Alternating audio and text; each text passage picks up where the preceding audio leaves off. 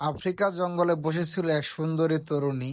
সুইডেনের নাগরিক সে। সে বসে থাকা অবস্থায় দেখলো একটি চিতাবাঘ তার দিকে এসেছে।